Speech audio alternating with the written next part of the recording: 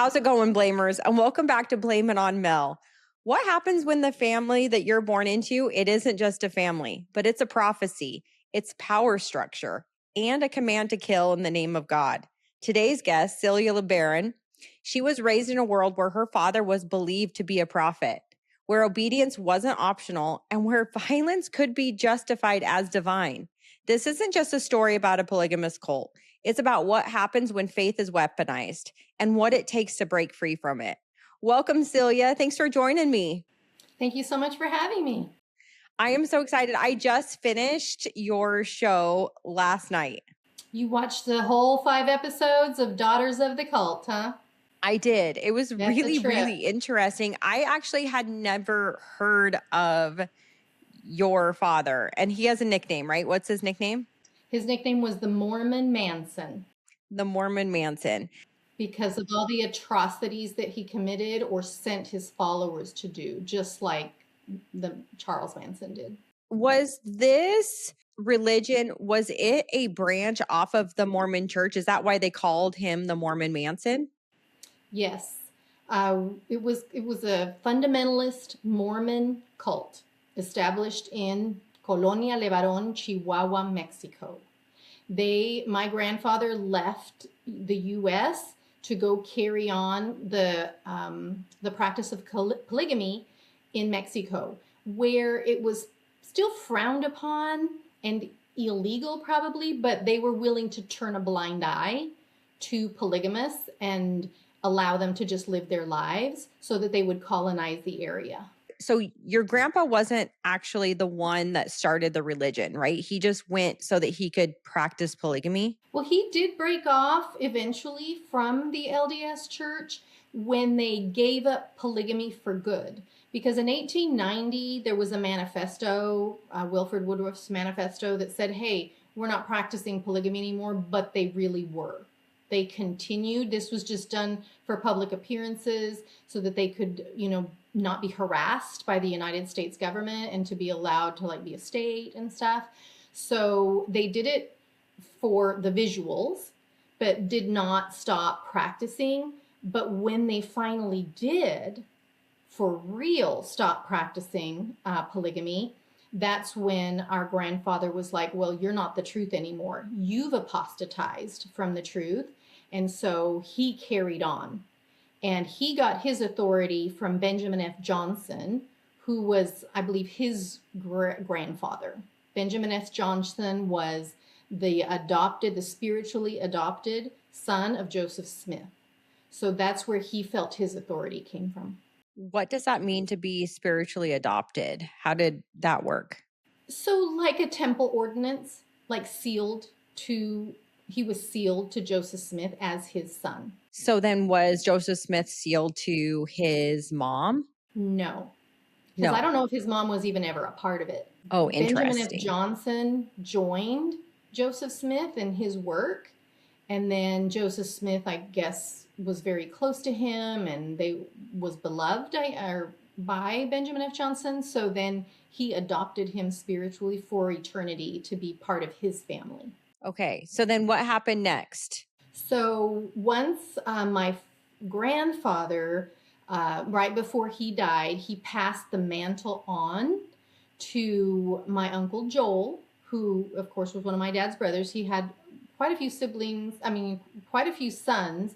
And then he chose his son Joel to take over the mantle of the priesthood. And he also gave my father, Ervil LeBaron, priesthood authority, but Joel was the leader. So when my grandfather passed away, Joel and Ervil established a formal church called the Church of the Firstborn of the Fullness of Times. And they ran the organization together. And they were like best friends as boys, from what I understand. They were very close in age. They served a Mormon mission actually together. And so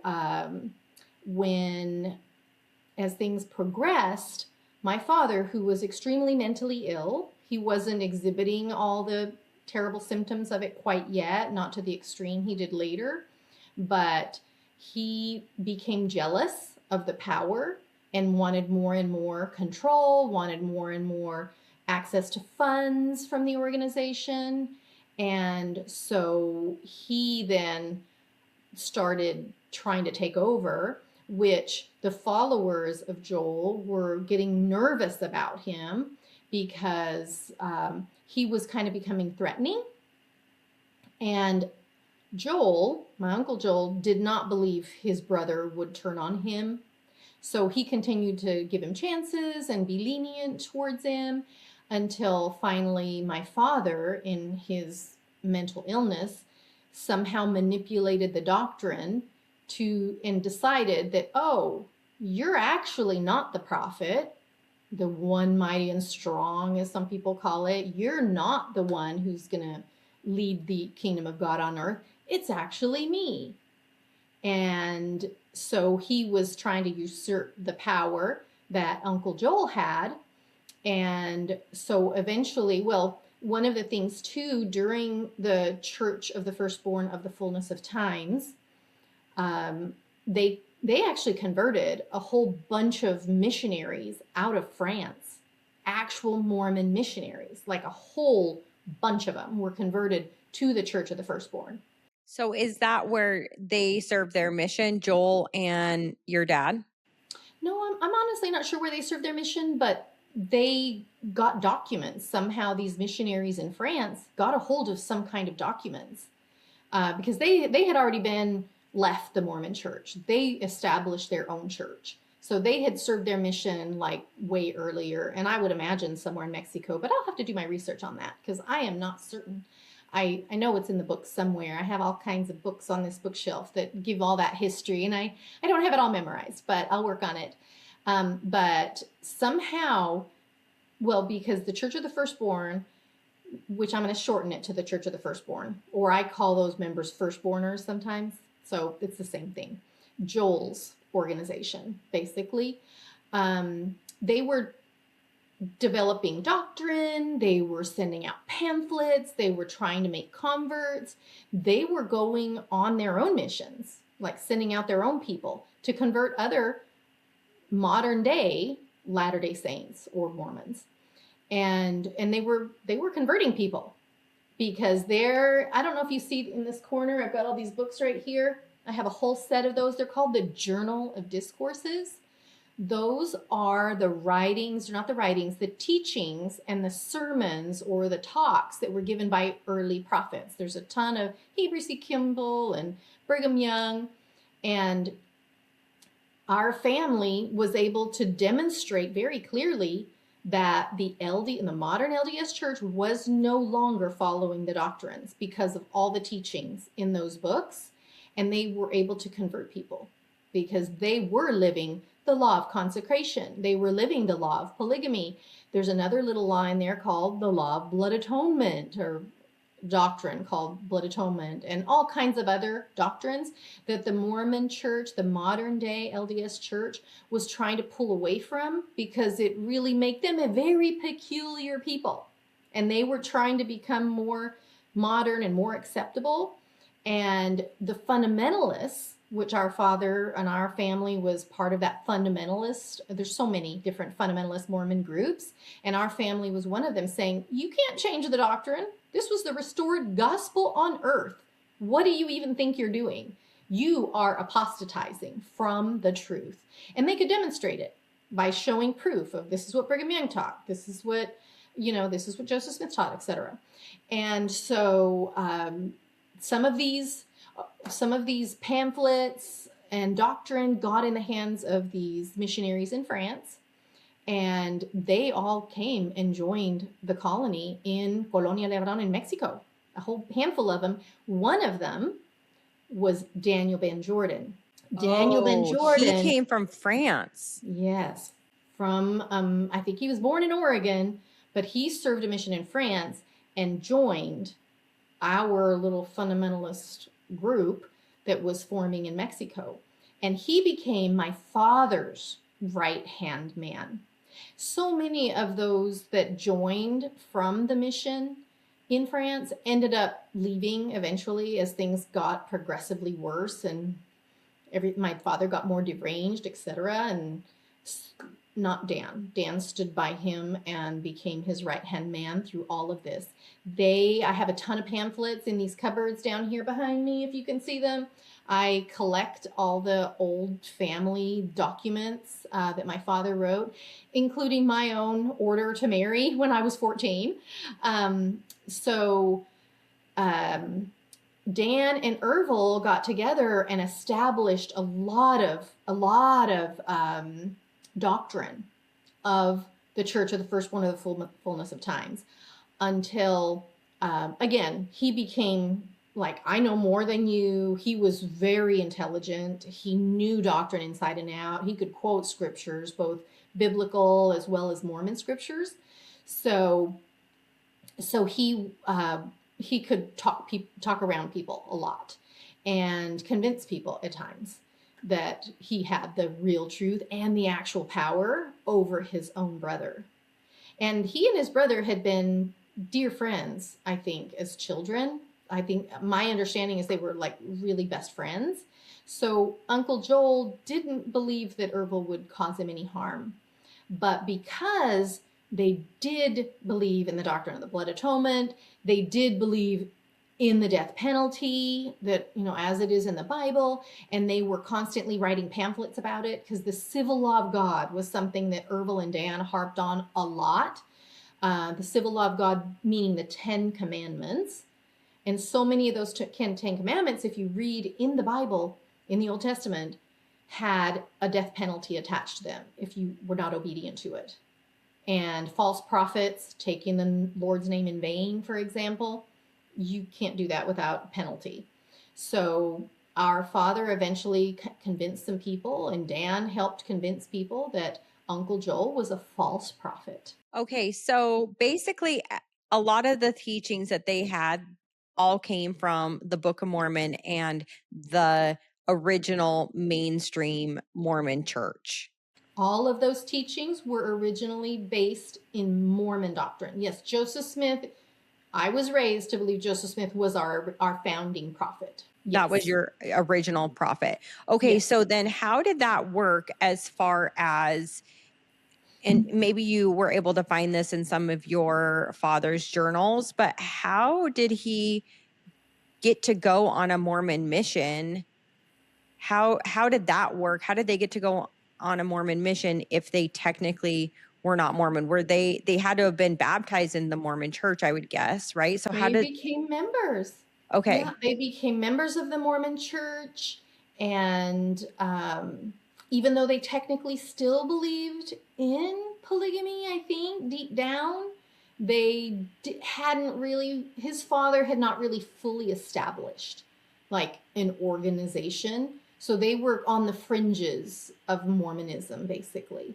Okay. So is what I understand from talking to a lot of the fundamentalists is that at the beginning, a lot of them, they still were able to be baptized into the Mormon church. They were able to go to their temples, receive garments, and do all of those things, especially if you were like a first wife. You could definitely do that. It would make it harder for a second or third wife.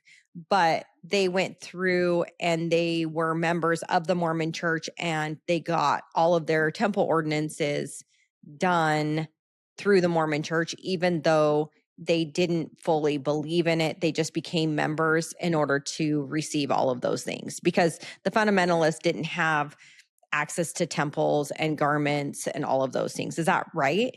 Yes. They Okay. were acting members of the Mormon church, of the, Latter-day Saint church. I know they're not called Mormons anymore. They don't call themselves Mormons anymore, but the Church of Jesus Christ of Latter-day Saints. Can I just say LDS for short? Well, here's the thing. Sometimes, there was an entire thing that was on social media called hashtag I am Mormon. So it just also depends upon who's in charge and who the current prophet is. Like you said, it just changes all the time based upon, honestly, personal preference of who the new prophet is, because some like the word Mormon, some some don't really care. So, you just wait for a matter of time for the next leadership change and it'll come back around. So, Do you think they're just trying to disassociate from all the fundamentalist Mormons? That's what I think. I feel like that's probably the reason. that they don't want to use the word Mormon anymore. That's my theory anyway.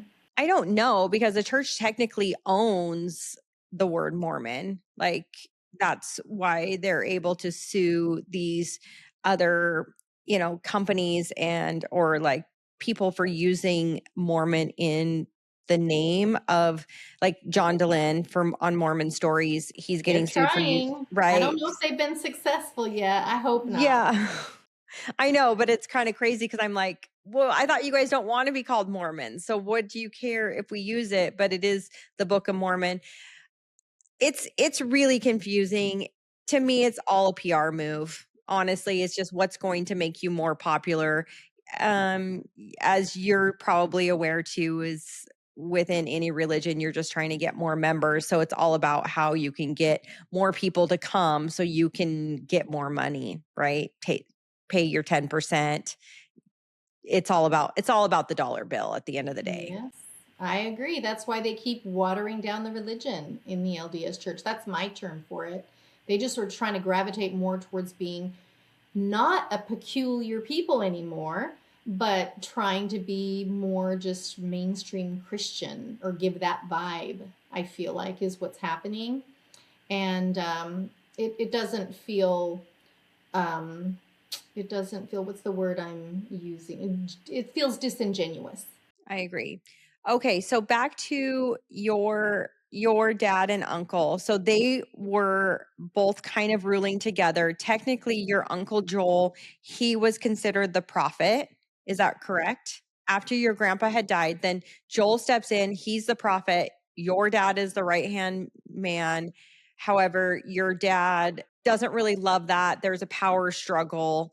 And so, how does your dad take care of that? So he teams up with Daniel Ben Jordan, who was formerly a missionary in France. So, he was an LDS Mormon missionary and Correct. he came over from France to And Mexico. joined the Mexican colony that had been established.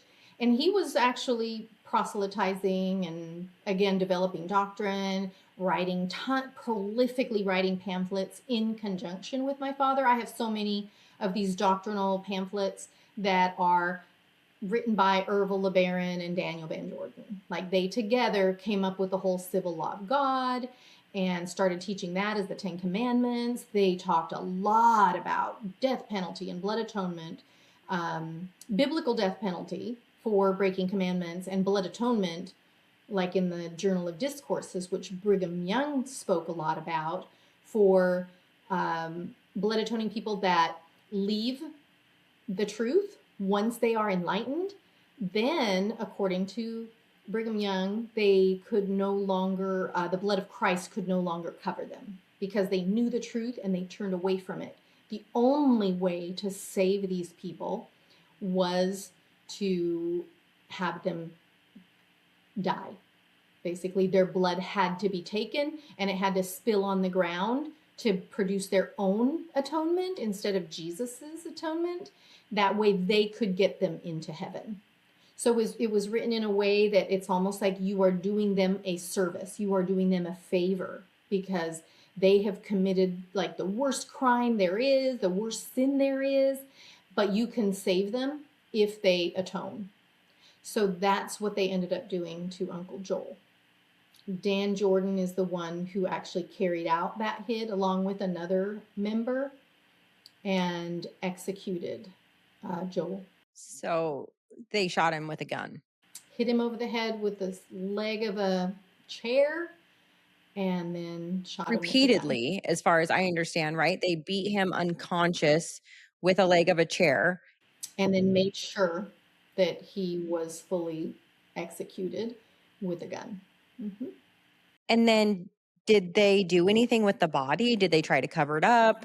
My understanding is they ran after that. They just got away, and then there was a little boy there. I think he was a son of Joel's that saw them running off and heard the gunshot, and apparently help came, and he was able to say who it was that he saw. So was this before you were born or were you born at this time?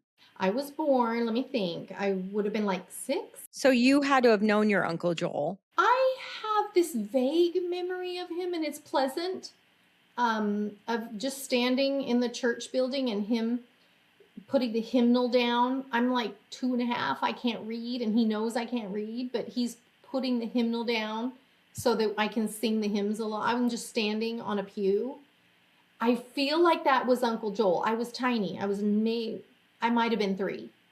But that's the only memory I have of this person that in my mind is Uncle Joel. And I don't know why he would have been standing next to me in church, but that's what I remember about him, is him just holding the hymnal and me pretending like I can read, like I'm really big and I can read, and singing along with the hymns we were singing. We used the regular Mormon hymnal. So really this entire practice of Joel and your father, for them to be writing all of this doctrine, this is not out of practice from what the early prophets did, right? Like they were just continuing the same work that the early prophets did. And then also even the current prophets, because we are told that everything that they say in general conference, all of the material that they put out, that is considered to be doctrine, and we are to follow that. That is exactly how they put it to us. That's what we understood was happening, is they were just carrying on this God's true church on earth and continuing to preach, and they were bringing forth the kingdom of God till Right. Jesus Christ came back. Your dad didn't actually pull the trigger. He didn't actually execute anyone, but he ordered it to happen. Did you feel as though this Dan Jordan, is it Jordan?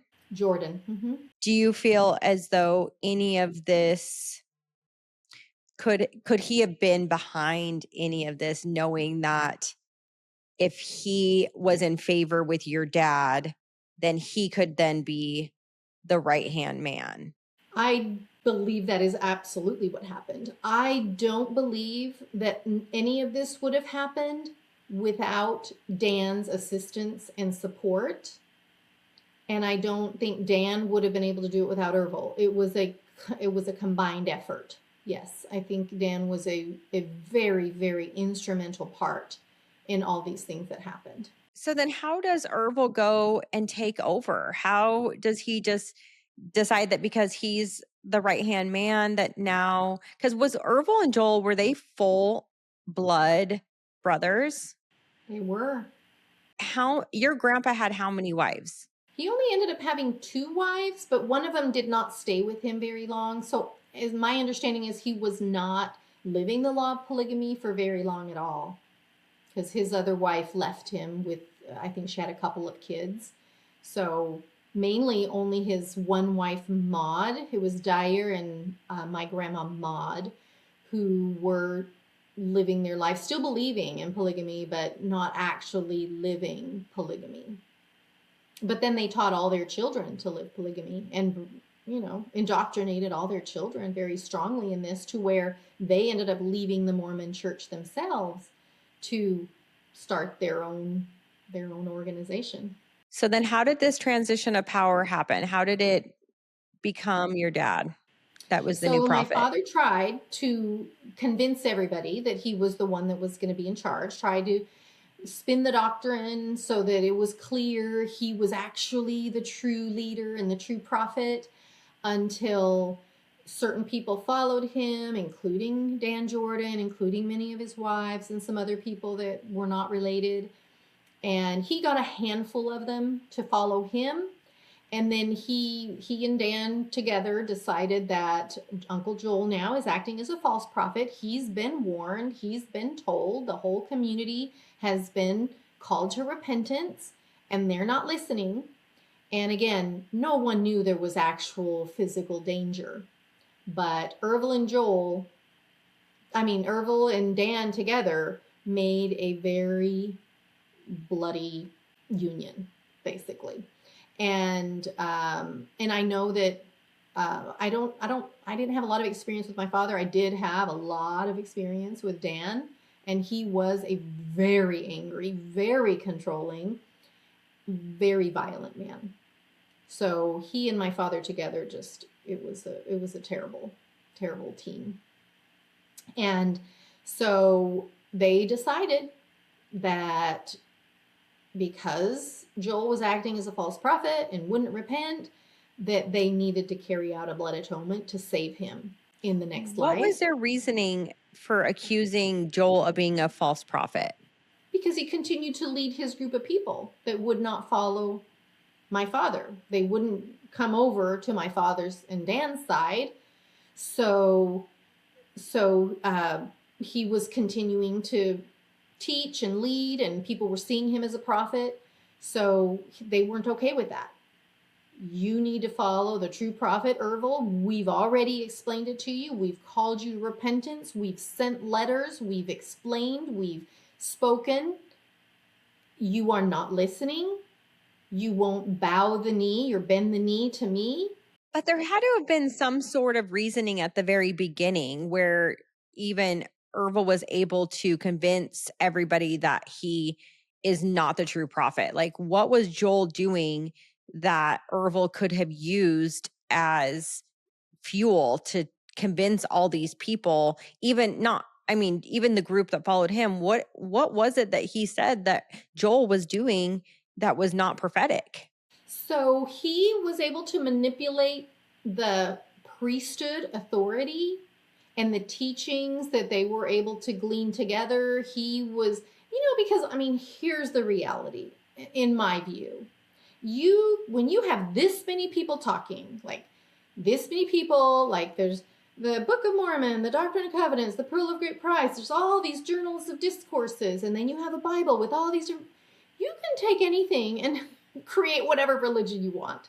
That's what I feel. You just take the parts that mean the most to you or that give you the most power, and that's what he did. He took all the doctrine of the Mormon doctrine, all the scriptures and all the teachings, and was able to piece together all the parts because he knew scripture really, really well, and was able to then, in his mind, in his cuckoo mind, prove that he was the actual prophet, that his authority was higher than his brothers.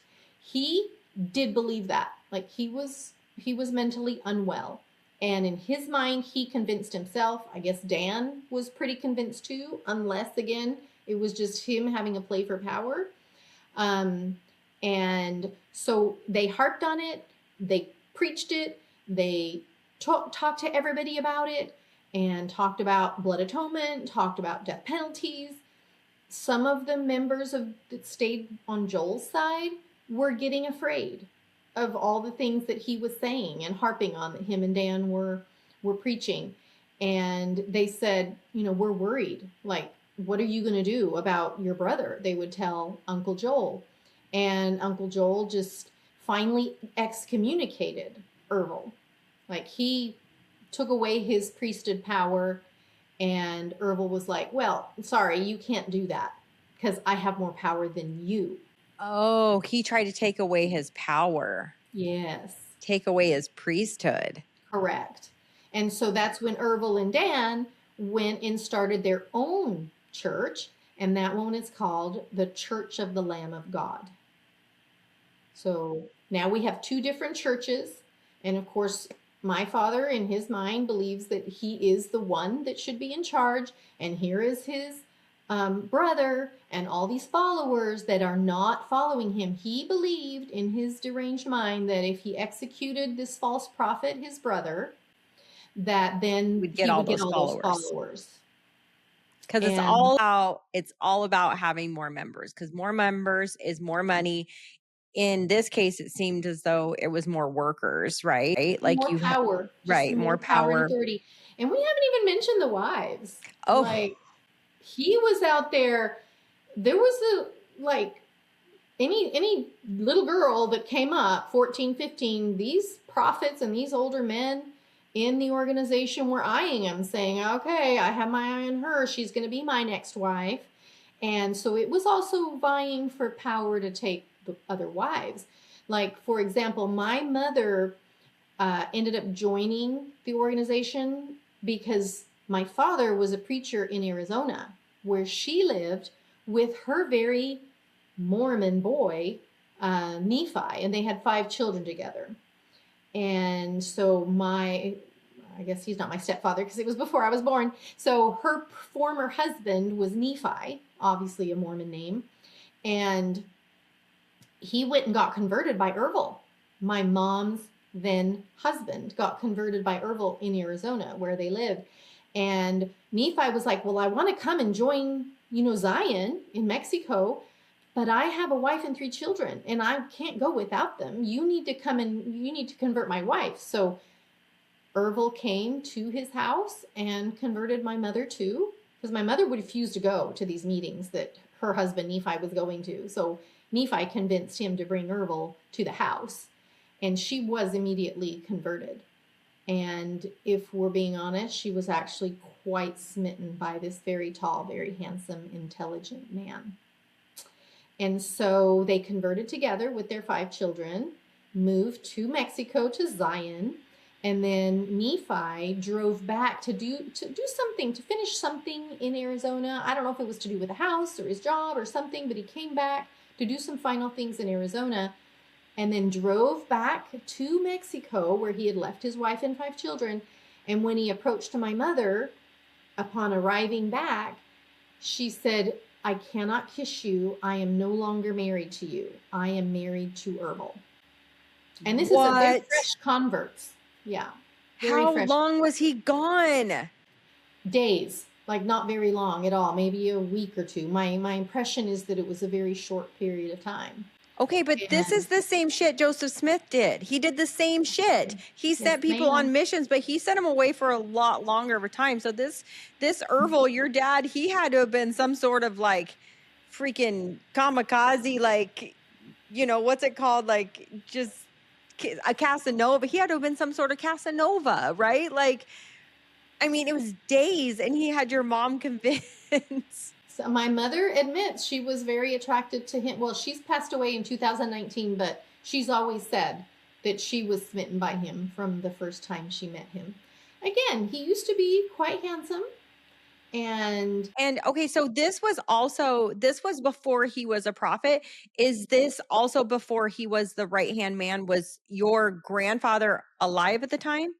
I don't remember if my mom ever actually met Dyer, my grandfather. I know she knew Maud. I don't remember, honestly. So maybe Joel might have been the prophet at the time. I think Joel absolutely was the one in charge still. Yeah. She was converted to the Church of the Firstborn of the Fullness of Times, 100%. So I don't think Dyer, my grandfather, was alive at that point. That's what I'm going to say right now. That's my understanding. So she joined and then again was stolen away by Ervil, and who was also eyeing, younger.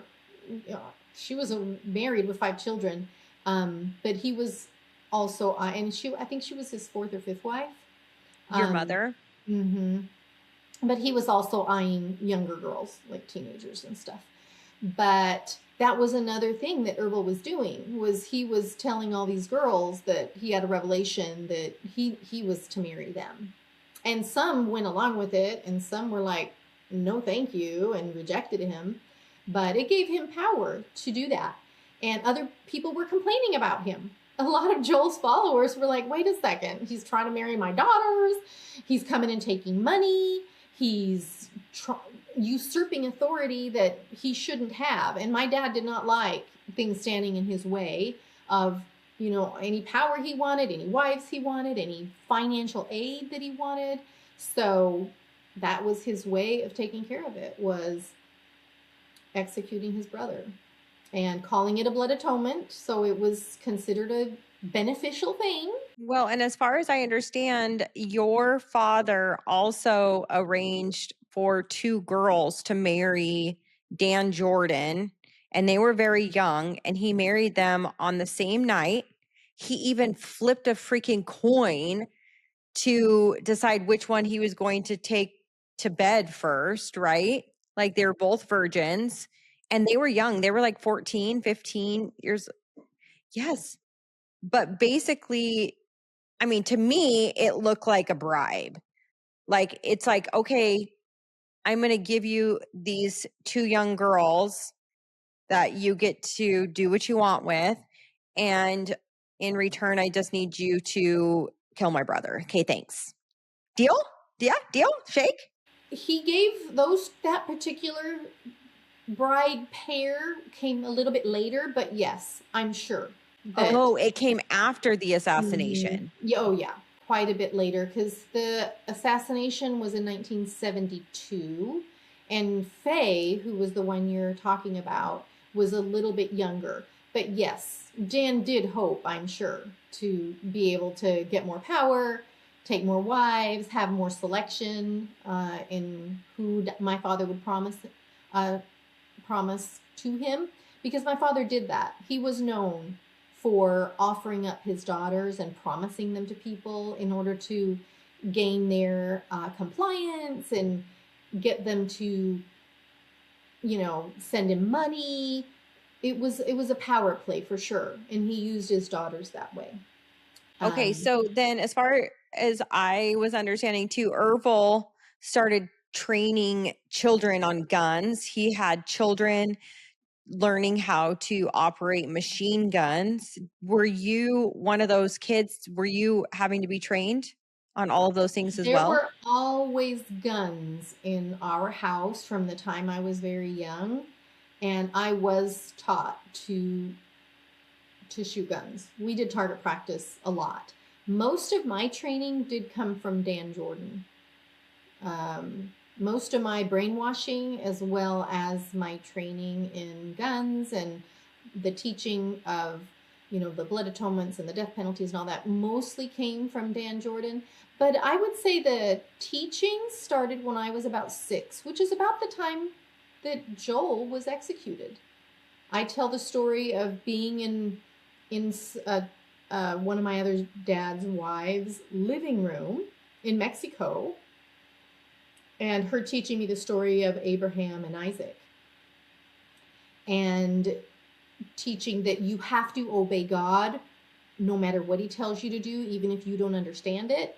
If he tells you to go kill somebody, and like Abraham was told to go execute or sacrifice his son Isaac on the altar, Abraham isn't allowed to question it. He has to be obedient, and we have to be obedient like Abraham. That was a lesson I learned when I was 6. So the blood atoning and the death penalty thing started when at the tender age of 6 for me. I don't know that I can remember as young as 8 finding guns in our house, like under my mom's mattress and things like that, like a whole bunch of them under the mattress. And there were guns hidden away always. We had, weapons. And I was taught to shoot at a young age, shoot a gun. Not as young as 6. I was taught the teachings, but not physically, but certainly very young. I was taught to shoot pistols, shoot shotguns, even sawed-off shotguns. I don't remember any automatic weapons from my memory. But you were taught as a child to shoot all of those guns. And is this when you were in Mexico, or is this when you got moved to, was it Denver? Is that where you got moved to? So we moved around a lot. So we left Mexico, Colonia LeBaron, where I was born, when I was just 3. And the rift had started between Joel and Ervil. He didn't carry out the execution of his brother until 1972. So I was about 6 years old, I guess. So really little. And again, that's when I remember being taught the story of Abraham. So they were justifying in their minds what happened to Joel, is what I think. Well, I feel as though they were also like preparing all of you guys too, so that you didn't question it, so that you just saw it as that's what God wanted. 100%. We were being drilled in that knowledge of God sometimes has to take people's lives, and he uses us to carry those out. But so I moved from the Colonia LeBaron when I was 3. We moved to California. We lived in multiple houses in California, like San Diego area. And then we moved back to Mexico, but not in the colony anymore. We were not welcome in the colony, obviously, because my dad was dangerous. But we moved to Ensenada in Baja California, and that's where I went to first and second grade. So I was like 7 or 8 when we moved back, and because I was 3 when I lived in Mexico the prior time, I didn't remember Spanish. My mom was a redhead from Arizona. She never really learned to speak Spanish without really heavy accent, but her children, kind of most of us, learned to speak it fluently. But I had forgotten my Spanish, so I was put in school in first and second grade, and I learned to read in Spanish and learned to speak in Spanish again. I think it had to have been in my brain somewhere because I picked it up super fast, like really quickly as a child. Um, and so again, went to first and second grade and then moved back to California. And in the meantime, I don't know this is happening, but I remember once in this California house where I went to third grade, we were raided by the FBI. That's the first raid that I can remember where they're coming and looking for our dad. And the way we were taught is, don't be afraid. This is just the enemies of God's work. You're trained just like us Mormons, right? Like we are the chosen people. And so Absolutely. what does Satan want to do to the chosen people? Obviously destroy them, right? Stop And the work yeah. of the kingdom of God for sure. Yeah, so And all of that's these how we terrible were things, told. yeah, so all of these terrible things that are happening is just part of it.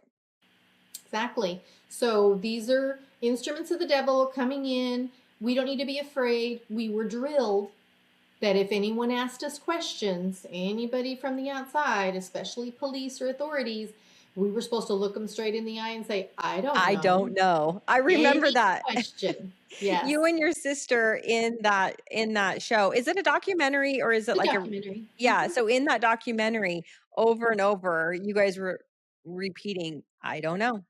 I don't know. I don't know." From the time I was very young, we were trained to say that. Who's your dad? I don't know.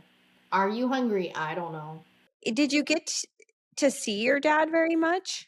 Not very much at all. I remember in Ensenada as a little girl before he was caught the first time by the federales in Mexico. I remember he would come and visit our house sometimes, and we were excited. It was fun. He would bounce us on his knee, play with us a little bit, give us a little attention, and we loved it. We thought it was great.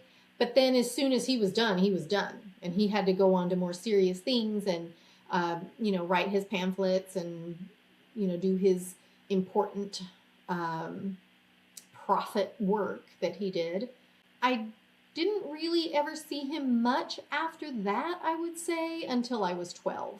But he did get picked up in Mexico in Ensenada, and I think that's why my mom moved down there, was so that she could be there close to the jail where he was being tried. He was in jail for about a year, and my mom and other wives would bring him food to the jailhouse because what was offered there was not good enough for the prophet. So even though we were dirt poor and we ate, beans and mush basically for most of our diet and tortillas, my father would get steak and cheese and things like that we never had. And she would take his plate of food to the prison.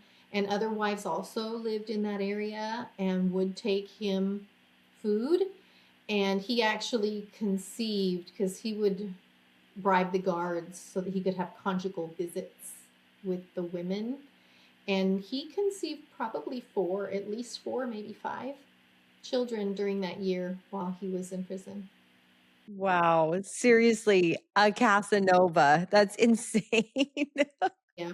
Well, some women were attracted to this intelligent, tall man who knew all this scripture. Other people called him, they just said he talked on and droned on and on about preaching, and some people would get bored with him. But some women looked at this and they were drawn to it and thought it was amazing. So yeah, he was attractive to some people, plenty of them. And then others who may not have been as attracted to him were basically forced to marry him. So there were some young girls that did not want to marry him and refused to marry him until they just got finally coerced into it. How many total wives do you think that he had? So 14 for sure. A lot of people say 13. There was one more, but she was only married to him for a few months and didn't have children with him, as far as I know. So I think What happened to her? Wikipedia doesn't count. She ran away and disappeared to where she couldn't be found again. And she didn't know anything, so she couldn't cause problems. So they didn't go after her, as far as I know. Like, I've never heard. How old was she? She was young. I don't know her age exactly. I don't even remember her. I just remember hearing of her. And he had other wives too that ran away from him, that were married as teenagers to him, very, very young. Two of them that I can think of right now of his younger wives, not his youngest, but younger wives, left when they had like 2 children with him. And they weren't blood atoned or anything. They are still living today, actually. There's now like getting up in age, but they were forced to marry him as teenagers. And then they left when they got old enough to get the wherewithal to do that. So I took notes during the documentary, and it said here, so Ervil it was Daniel that he gave 2 of his daughters to. Yes. Well, more than that, actually. But Okay, at so that who was one Daniel? discussed, Explain who Daniel was. Daniel Ben Jordan was that missionary from France. That was his Oh, second in command. okay. So that's Dan Jordan. That is Dan Jordan. Mm-hmm. Okay. So one was 15 and Daniel was 42. So it said that they were married. I don't know why I have that timeline, and maybe that's just how the documentary came across, was Probably. that Yes. the wedding had happened with those 2 girls, and Yes. then following that was the assassination that Dan Jordan had followed through on. I think the timeline there is not exactly accurate, or they're going back in Okay. time and forward in time. So yes. Okay. Let me just tell you though, Dan was actually given 8 wives altogether. 8 8 wives. wives altogether. Yes. Is that more than normal? Yeah, I would say so. Yes, absolutely. More than typical in our group. We didn't have a lot of men in our group. Our group was very small. But yes, Dan was given a lot of wives for his part that he took in authority of the organization, and all of them were teenagers when he married them. The youngest was 14. And all of them were related to me. So the 2 daughters that were given, how were they related to you? Because that was his One was daughters. my half sister Faye, and one was a stepsister from another wife who brought her in with the marriage. So she was my stepsister. Okay, so these 2 girls she getting also married. had been married before, same as your mom. No, this was a stepsister to me. So her mother married my dad, and she came into the marriage with children. And this Okay. was one of those children. Okay. And then he gave her and my sister Faye, when they were 16, gave them to Dan Jordan and married them on the same night. And then, yes, Dan Jordan. It's a lot to keep track of. Like, someone needs a diagram for this. This is crazy. I think Dan had over 30 children, between 30 and 40. I'm thinking 36 or 38 with these 8 wives, but not all the wives stayed with him either. Like, some of them would run off, and some of them would run away multiple times and come back because they just didn't have the wherewithal to make it in the, outside of the cult. Like, it is very difficult to run away from a cult and make your life and get it established, especially if you have children. So there was incest that happened? No. So there was none of that. So we're talking about my stepsister. So she was so because she wasn't blood related. Stepdaughter. She was my dad's stepdaughter. Okay. So not his actual biological child, from another wife that he took, like my mom, that already had children. And then he gave her to Dan. Okay. But when you say incest, like, sisters married the same man. I don't think that's incest, but yeah, it gets very confusing. Like, all these sisters and cousins and half sisters and stepsisters are all marrying down. That's wild. So, okay, so then does Ervil go on the run after his brother is murdered? I rarely saw him after that because he was always on the run. And then his group was really a scattered group. He had us all living in different places so that there were like safe houses everywhere for him to run to. And then when the FBI would do a raid on the house, he could not be found because he was usually somewhere else. So, but whenever my father was going to be at our house, we were tacking curtains up. We were a ragtag, super poverty-stricken group. There was not a lot of money, so we lived in hovels basically, and didn't even have drapes. We didn't have things on the walls, no paintings, no pictures, no lamps. You know, we lived a very sparse life. And so we would take sheets, cover the front of the house windows with bed sheets if they didn't have drapes already in the rental property. So he was always hiding, and he would not stay long. So were you part of the kids that had gotten shuffled into the back of a moving truck in the middle of the night? Yes, one of the moves was in the back of a box truck. Yes. So why did that move happen? My dad had a revelation.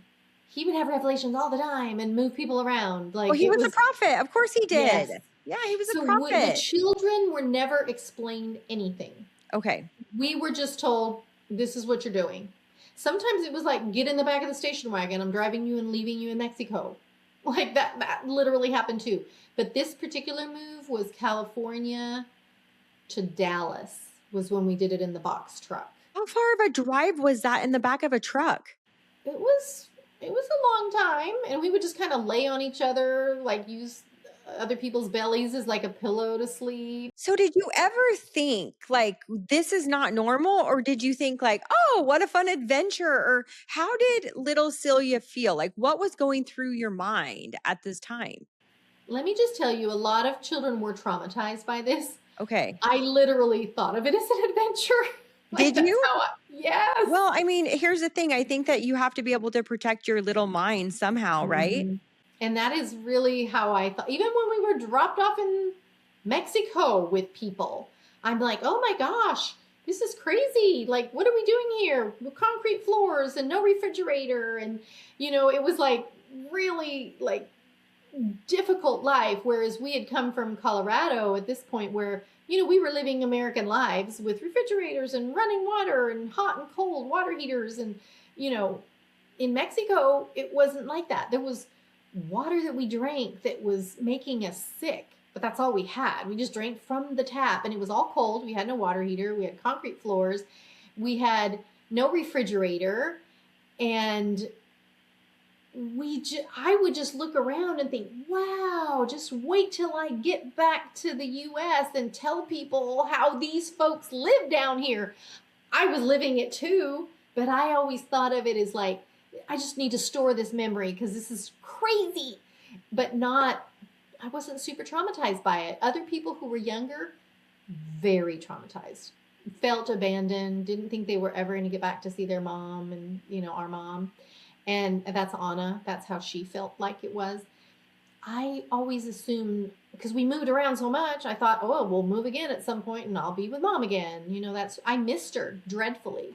But I always knew, in my mind, I knew that it was going to change again and then I'll be with mom again because we moved around so much. So I just kind of thought of this, but I had a friend that it was in my ward, and her brother is a polygamist. She is not a practicing polygamist, but her brother is. And she has a couple sisters that lived in Mexico in a colony. And I believe that they're polygamous also. I wonder if this is all part of the same, if they're part of the same group, because I remember her saying, like, as a child, she was always in a different location. Like they were camping a lot, where they would just go and they would live out in these huge tents for months at a time. And then they'd go to another location. I wonder, like, how many fundamentalist groups are there in Mexico? Is there a lot of them? I would say there's different groups because let me tell you, I was born 30 minutes away about from where Mitt Romney's father was born. Mitt Romney's father was also born into polygamy. His What? father never practiced polygamy, but there's one of the books that I have on my shelf called The Prophet of Blood. It's the story of my father. And this is before anybody really knew the Romneys. I'd never heard of them when this book came out in the 80s. And it says in this book about my father, we stopped at the side of the road and picked up one of the Romney boys. When I read that later, when I was older, I'm like, oh my gosh. And then I was informed that, yeah. Well, I just think that there's so much more of an overlap with the mainstream religion and the fundamentalists than people realize, because we did have that fundamentalist in our ward. I mean, I don't know if technically he was a member. I don't know any of the membership record information, obviously, because I'm a female, so I don't get access to that stuff. But he would come and he would have a wife on each side and all of their children, and nobody really seemed to care. They were like, yeah, he can come, like they can come. And one of the wives, she led the primary group, like the primary program. She was very musically talented. And it was just normal, but they did have sisters that lived in these colonies down in Mexico. And so I like, what a small world if they just happen to be in your same group. Well, let me tell you also that there used to be a lot of overlap. Like you, of course, you have the Kingstons, you have the AUB, which is the Allred group, and you have what is the FLDS. Like there's so many now, and they're all coming out of the woodwork now, breaking free, telling the truth, giving their stories, and I just love this movement so much. They're just all now getting out, and I just love that the truth is finally coming to light. And a long time ago, all those different breakoffs were more friendly towards each other. And I think kind of broke off from each other. Like my family is a breakoff from a breakoff from a breakoff of the Mormon church is the way I picture it. But often like the AUB, the Allred group, used to be friends with the LeBarons. And one of my brothers, I think your dad kind of took care of that, right? what? Like if you used to be friends with the Yeah. Allreds, like your dad took care of that. Exactly. That he kind of ruined that. Yeah. But one of my dad's brothers, Florin LeBaron, married someone in the Allred group and ended up staying with them. He never came back to be with the Ervilites, I guess you would say, or the Joelites, if you want to call them that. And that's actually where my cousin Christine Brown Woolley now, is from that group. She is a LeBaron and an Allred because her grandfather is my father's brother. So is she the one that was on that polygamy show? Sister Wives. What was it called? Sister Wives? Sister Wives, yeah, right? That's the Christine that was on there. So she's actually related to you. Yes. And she was a LeBaron. She's a LeBaron and an Allred. One of her grandfathers was Rulin Allred, and one of her grandfathers was Florin LeBaron. That's so interesting. Her mother is my first cousin. I've never met her mother, though. I've met Christine once, and it was beautiful. She was so sweet, considering our family history, because we're going to get into that, too. You know who Rulin Allred was, right? Yes. So then, okay, so you are basically being taken in the back of this moving truck, and you said that there was 3 wives in this 1,500 square foot house, and there was 20 kids all living together. I mean, what was that? In Colorado, that was the circumstance. Yes. We counted it up. Yes. So what was that like for you? So that was when my father was on the run and my mom was ordered to move again. And this time we moved to Colorado from the Dallas area. We moved around a lot, like I said, multiple times in Houston and Dallas, and multiple times in Colorado, multiple times in California. We were in a constant state of shuffling around. Well, did you ever hear any talk amongst the wives or anything about like something was off or something was happening? Did you just think it was normal? Well, I knew that for us it was really normal, unfortunately. The instability. Just I had to see it as a new adventure every time instead of being traumatized by it. That was my protective mechanism, I believe, in my head that spared me a lot of trauma. Um, but it was a hard life. It was like, fortunately, you had a lot of siblings and other cult members that you could be friends with, because it was hard to make friends in the outside world. And it was actually discouraged too. But when we moved to Colorado, yes, we moved into a 1,500 square foot house where my mom lived with two of other wives and all of their children. In addition to those, we also had one of my dad's other wives' children that my mom took care of that were from a wife that was in prison for what she had done. And then another wife had died of cancer. So my mom was taking care of other wives too. I say taking care of, and I use that loosely. We weren't really taken care of because in Colorado there was slave labor, and that was under Dan Jordan. That's where the brutality was the worst to the children and to the wives, was under Dan Jordan in Colorado. Did you spend most of your time in Colorado? The latter part, yes, from about, let me think. So we moved around a lot, but from 10 to 19, I was in Colorado, unless it was the time where I was sent to Mexico briefly, and another time my mom moved to Houston briefly. Why would you be moved briefly on your own? It seemed as though there was a lot of that. I noticed that just different children, they were taken away from their mom and sent somewhere else. Why were you sent to Mexico briefly? It's my dad and his revelations. He literally had a revelation that my mom's children were going to be in danger and be taken away from her if she didn't go drive them and leave them in Mexico. She was supposed to, the children that were old enough to work, like, let me see, I was 12. So my 14-year-old brother and my 16-year-old sister and Faye, who was then married to Dan by that point, they were not taken to Mexico. Apparently they were not in any danger. They were good workers and could be put in the warehouse to work. So it was just 13 and under were taken to Mexico and left. Some of us were left with someone that I knew a little bit, which was Rena Shanath. I knew her, so I stayed with her for a while.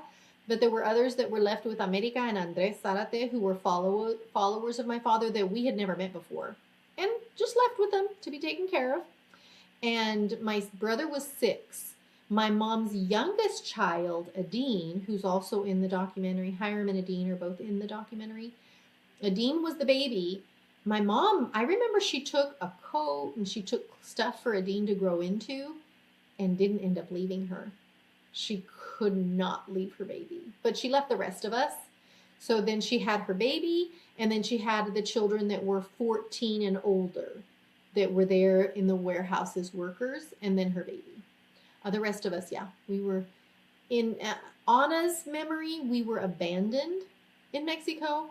Again, that was not my perception. I'm 2.5 years older, and I was so used to moving that I just thought this was just another move. Like I said, not a big deal, just something to remember the details so I can go tell people, because it was shocking how we lived down there. Like, we had to buy propane, I guess, for gas and hook it up to the stove, this little tiny apartment-sized stove, 24-inch, that would smoke a lot because it was propane. It wasn't natural gas. And we'd have to buy the tanks off of the trucks. And if we couldn't afford the tanks on the trucks, we literally had no gas to cook our beans in. We would dig a hole in the backyard and put bricks down and heat them that way. So it was very rough, very difficult life down there. And I was living with Rena for that part of it, Rena Shanath, who was actually wanted by the law. Let's back up then so that we're not kind of jumping all over the place. So then we are now at the point where your dad orders the execution of his brother. He's on the run. You kids are all being moved. FBI is raiding your guys' house. eventually he turns himself in, right? Is that how he ends up getting caught? He So he turns himself walks, in, yep, thinking God is going to protect him. he walks into a police station completely arrogant, demands that the charges are dropped. Stop looking for me. Stop raiding my house. Right. And so he's in jail for like a year. And that's where he had conceived those 4 Have children. multiple children. And that's where my mom lived and would go visit him regularly. I never saw him. So I was don't it a think I ever. Mexico jail or where was It this was in jail? Ensenada, Mexico. Okay. Yes. So we were Okay. moved down there to be So he close to turned my dad. himself into a Mexico jail. Yeah. And was convicted after a year. He got convicted and then it got somehow magically overturned because I'm sure God was looking out for his prophet. That's how it was explained to us. And then my father set his sights on the new leader. Well, no. So first, before he took over as prophet, is it Vernal? Ended up, Yes, that's what I was going to say. okay. Is now he set his sights on the execution of the new leader of the Church of the Firstborn, Okay. which was his other brother, Verlin. And this is his full brother as well. Brother also. He took over as prophet of that organization because people didn't flock to Ervil now that Joel was gone because they knew he did it. So they're like more in terror of him than bending the knee to him, unfortunately. Right. So this, of course, is very frustrating. And now Verlin has taken over and is running the firstborners, but then he's also avoiding Ervil by running away and kept moving. So my father ordered he ordered an attack on a little town called Los Molinos, where he thought his brother Verlin would be so that he could take out this other false prophet. And he wasn't there, unfortunately, but my father sent teenage kids brainwashed, and they were throwing Molotov cocktails and shooting at people. And what is that? That's fire, right? Yeah, Molotov cocktails are like, my understanding is they're like in bottles with gas and stuff, and then they light them on fire and throw them, right? Yeah, and that's so then my understanding. They were lighting up the entire town, like some big tower, right, went up in flames. Well, a whole bunch of houses were in flames, and they thought that this would create havoc. People would run out, including Verlin, and then Verlin was the actual target, but he's like, whatever collateral damage there is, we need to get Verlin. So he trained these boys on how to do the Molotov cocktails, and then Verlin wasn't there, so this was not successful. I don't know what God was telling him. But they did kill people, right? They did shoot family, and these were family members. They were followers. I don't think I was related to any of them, but they were followers of Joel. Okay. But I don't think they were attacking people that were family. But the 2 that wound up dead, unfortunately, I know I say it flippantly and I don't mean it that way. It is horrific. Like, what a nightmare that had to have been. And Ervil was not successful. So I don't know why still people believe that he was ordered by God to do anything. Verlin was not there. He didn't end up dead. So his next way, because Verlin just kept hidden from Ervil. Ervil could not find him to carry out a blood atonement. So what he decided was, because, like I said, earlier fundamentalist groups were friendly towards each other. Verlin was friends with Rulin Allred from way back in the day, because Rulin Allred had actually spent time in Mexico when he was like in hiding for polygamy. Mexico was at one point a safe haven for them to go and be in hiding with the LeBaron group because they were friendly. Yeah, but Vernal, who was now the new prophet, right? He was very, very good friends with the Allreds. Correct. And in fact, our brother was part of his other brother was part of the Allred group. So there was still that familial connection too from Florin. So anyway, Ervil knew that they were friends, and that if they executed Rule and Allred, who they had also sent letters of repentance and calling them to order and calling him a false prophet and saying he needed to get his members to follow the true prophet Ervil. And they were not listening and they weren't obeying. So he felt justified to carry out a Blood blood atonement atonement once on again. Mm-hmm. So he ordered the execution of Rule and Allred, and then the plan was once Rule and Allred, well, when they had his funeral, Verlin would absolutely show up to this funeral, and then he could execute him there because Ervil could not find him. So he thought this will get him to come out of hiding, to come to this funeral, and then we can take care of that business. So does Ervil, your dad, he come up with a plan to execute the Allred guy? So the really sad part about this is he would take super brainwashed children that had been limited in their whole life and their whole thinking and their whole experience, and it was all surrounding the cult, that were fully indoctrinated like I was from the time I was six, and send them to carry out these blood atonements before they knew better. They literally felt like they were doing God's will, and you weren't allowed to tell my father no. Obviously, we've established he's a very, very dangerous man. Yeah. So do you think that was also part of it? Because it was not just the blind obedience, but it was also the fear that if you did not follow through with his orders, that you would be killed. So truly, Those it's two things almost, were hand in hand. yeah, Absolutely it's terror to disobey self-preservation at Ervil. this point. How old was Rena? It was Rena, right? Yes, Rena's the one that actually pulled the trigger. She was 18. And let me just tell you first, just so you understand how powerless Rena was to say no. Like, I don't think people can comprehend this, and it devastates You know me. what? To be honest, I think you'd be like, I think that people that have been in a cult, because Mormonism is a cult, that you would be surprised the things that you could imagine that you like if you were in that position, would you be able to say no? I don't know if I could have, and especially being fearful of my own life. And your eternal salvation. Like, it's just not this life, but in the next life. So the brainwashing ran very, very deep. And um, and Rena was ordered to marry my father when she was just 16. And he's like 40, I'm sure. I don't know exactly how old he was, but he's an old man for a 16-year-old. She had no interest in marrying him. Did not want to marry him. She was like, he was an old man with bad breath. She wasn't attracted to him. She didn't want him. But he was the prophet. He was tall. He was intelligent.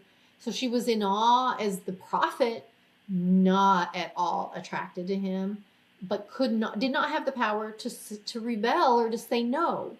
And even the girls that did rebel for a while wouldn't last. They would end up, you know, finally getting coerced into it. So she actually finally had to get coerced at 16 into marrying him.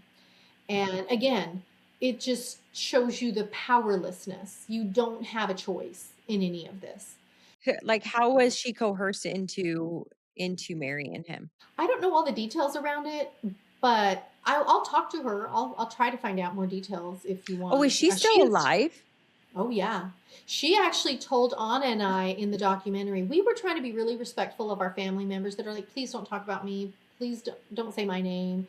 We really tried hard to respect them, Yeah. even though in episode 4 that was really hard because it was left to other people to tell the stories and not what we knew about our Yeah. siblings that were carrying out those But atrocities. also I feel like being able to talk about her also like humanizes her, you know, Let me like tell you.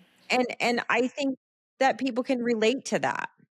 Yeah, she told Anna and I because we asked her if she wanted to take part in the documentary, and she had no interest in being part of the documentary. The media trashed her to no end because, of course, what she did when she was still a teenager and brainwashed, and so she just had no interest in being part of that. She didn't know how it would be portrayed, and she's like, but She said, you can tell them anything you want about me. Like, you can tell my story however you want. The good, the bad, the ugly, whatever you know, you have carte blanche to say anything you want about me, which is a huge trust to put in us. And so we were able to go talk about her. And I am free to talk about her here too, because I know she is fine with it. She knows we love her, and she knows that in our hearts, she's not the guilty party here. No. And that's hard for people to accept, and it's so controversial to say. No, it's not, because also she wasn't guilty and the law found her not guilty. They did. There was a lot of So sympathy for her. I mean, you have an entire jury that found her not guilty. So, I mean, who is everybody else to judge differently based upon justice? I mean, that is justice. We have this system set up that way, and whatever they heard, felt, they saw the evidence and they found her not guilty. She was a victim. She was a That victim. is the reality. She All of was a Ervil's victim, children and she were was very victims. young. Your brain is not even fully developed at 18 years old. And there then she is was not one brainwashed of from the us, time she was 5 or 6. there's not one of us in this world that can say for sure what we would do in that situation. So who is to judge? It would not have been her choice to do any of that. No, she would be dead if she didn't do it. Yeah, very likely. Yes. People that couldn't carry out an execution that my father ordered, some would run away from the cult and go into hiding because they were in terror of the consequences. It was a very real threat. He would have people executed. So, and then again, it's your eternal salvation and you believe it's true. Plus, if you take their life, you get them into heaven. How do you get good people to do terrible things? Tell them it's from God. Because they were not in their minds doing something terrible. They did not know the difference between right and wrong because they were so brainwashed. So that's part of what I'm doing. That's why we wanted to do the documentary, was to try to set the record straight about our very controversial family. None of my siblings were evil at heart. I knew them. I grew up with them. And I wish society would be able to judge them by what choices they made once they had the freedom to choose. As far as Rena, after all of this, was she able to find happiness, move on, get married, have her own, a family? Was she able to find peace and happiness eventually? I hope the answer is yes. She's such a beautiful person. She has helped so many people. She volunteers to help people with trauma. She spends a weekend of her life every month for years to help people. She has been helpful and instrumental in my life, in Anna's life, in many of my siblings' lives. Helped get some people that were stuck in Mexico that had no papers of my dad's children, because we weren't always documented properly. Yeah. And he had Mexican wives, so it's very hard for them to get things sorted out and get papers, even though they are U.S. citizens legally. Trying to prove that is very difficult. So she has been a huge part of, I consider her family still. And if people knew, she's Christian, I'm not religious, but she's a devout Christian. And she tries to make up for the things that she did in the ways that she knows how. And I think if people knew her now today, they would not condemn her either. She was a victim. She was still 18. Is it an adult? Technically, yes. But when you're raised in a very controlling cult, let me tell you, you are not developmentally an 18-year-old even. I ran away when I was 19 and we're jumping the gun. But in so many ways, I was like a 14-year-old, 13-year-old. My emotional development was so stunted because you're literally not allowed to own anything. You're not allowed to think for yourself. You're not allowed to make choices. Everything is controlled and regimented. And I know that some people that leave the LDS church say, oh, it's a cult. our siblings and I, we look at each other and we're like, cult light, maybe? Because you have way more freedom than we did in our fundamentalist Mormon cult. Like, everything was controlled. We didn't choose where we worked. We didn't choose our clothes. We didn't have money. We didn't have freedom. We couldn't earn our own money. It was all money that you worked for the cult, and then they paid your rent. You didn't get paid. You didn't have money to have any power over your own life. So if people could really understand how domineering it was to be inside this cult, I think people would have a better understanding of what was happening. And it's up to me, I feel like I put it upon myself to try and explain it to the world in the best that I can, and to bring a little bit of compassion to my family. Like, please, can we look at the last 35 years? Who's trying to carry out any blood atonements? Now we all know better. Nobody believes any of that anymore. And you don't have anybody forcing that on you either, like, do you feel like there's still a stigma with the LeBaron name? Oh, sure. I wouldn't take back the LeBaron name. I've been divorced. I got divorced in 2009. I didn't take back the LeBaron name until the day after the documentary came out. But I used LeBaron for the documentary, but I didn't want people to be afraid of me, afraid to have my children play at their house. There was no danger anymore. I knew that. The cult ended officially in 1992. So when my children were little and we moved to this new area in 1998, I was just like, I'm going to pretend like I'm just normal like everybody else and not say anything to anybody. And then when I went through my divorce, I still was like, my kids are still little. Maybe I shouldn't put that on them. So yeah, definitely a stigma, especially if you're Ervil LeBaron's child. Like, there's other LeBarons that aren't related to my dad. We're all related to my dad, of course, but or not my father's children. My father's children specifically are super stigmatized. I remember being at a funeral where there were FBI agents, and one of the FBI agents, when he learned about all the stuff that happened, well, he knew of all the stuff that happened, he just said, we just need to line up all those LeBarons and just blow them to smithereens. Wow. Like, that was his solution for this. And by that, I mean, I don't know. That was hard to hear. So yes, did I grow up feeling, even after I ran away and made a good life and lived law-abiding, contributing member to society, raised my children cult-free, did I feel like I could be judged by my father? Yes, it was.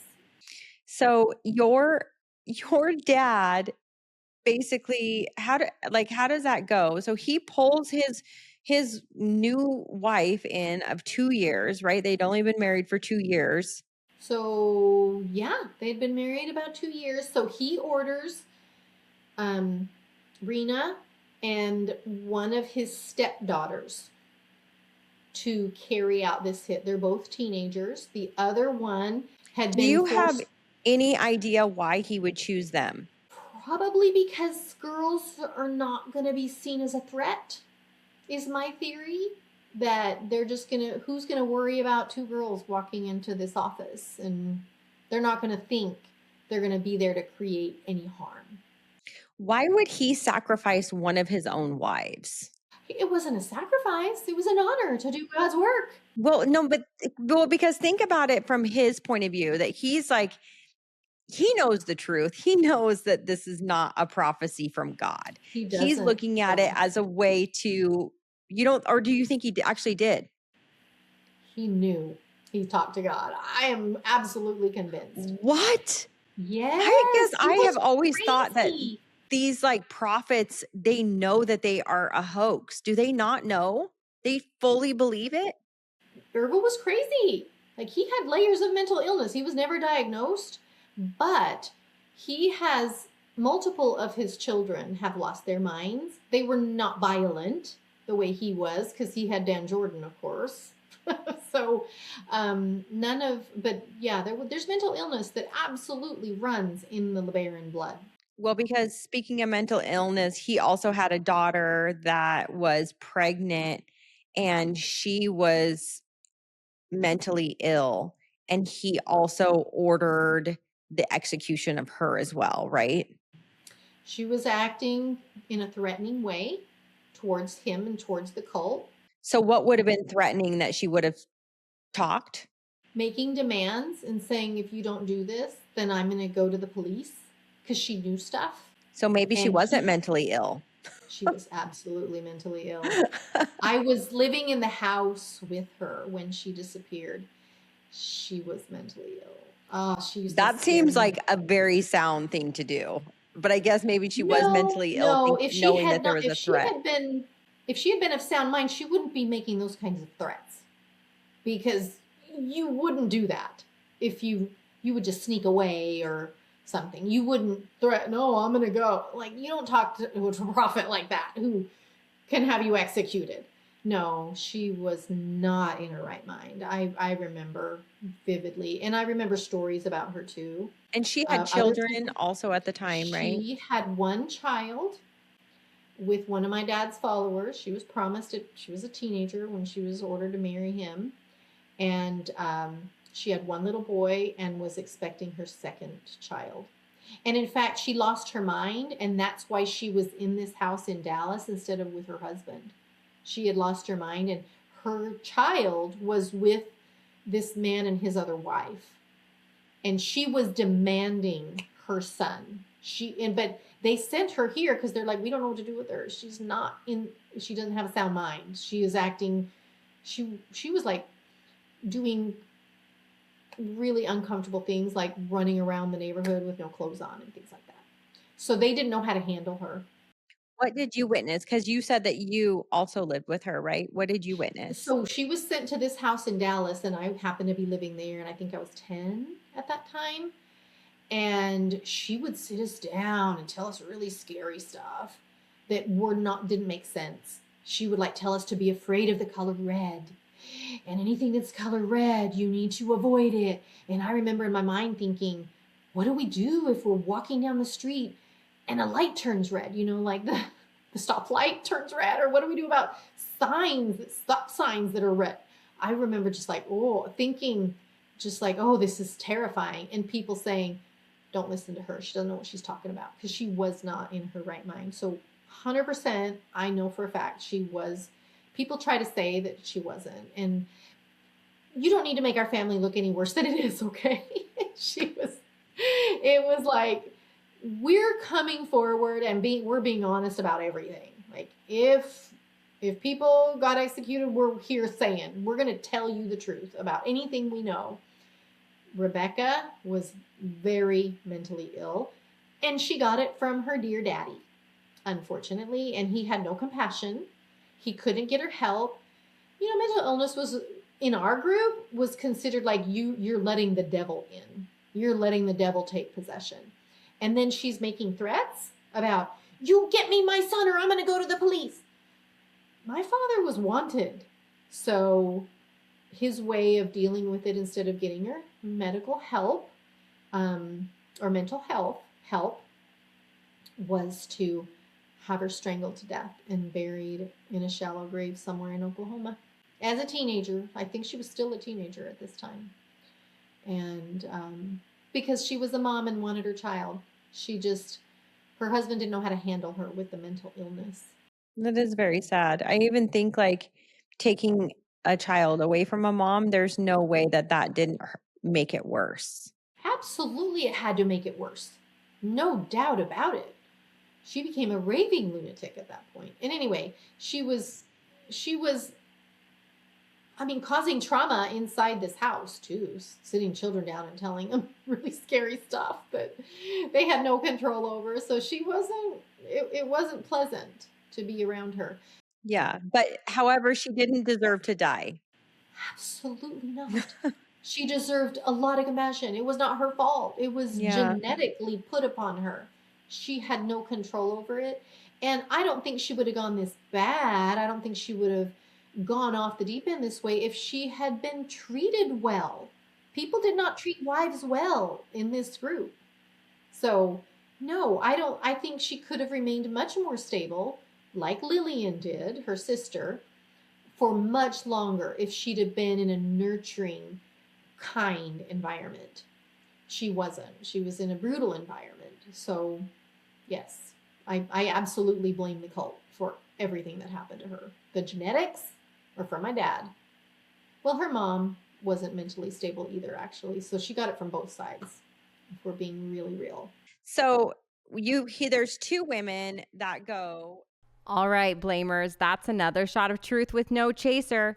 If you made it this far, I love you for it. If you're offended, it's probably because it hit home. Make sure you hit follow so you don't miss the next episode. Share this one with your friends, your ex, your therapist, whoever needs to hear it. And tag me at Blame It on Mel so I can see who's taking the blame with me.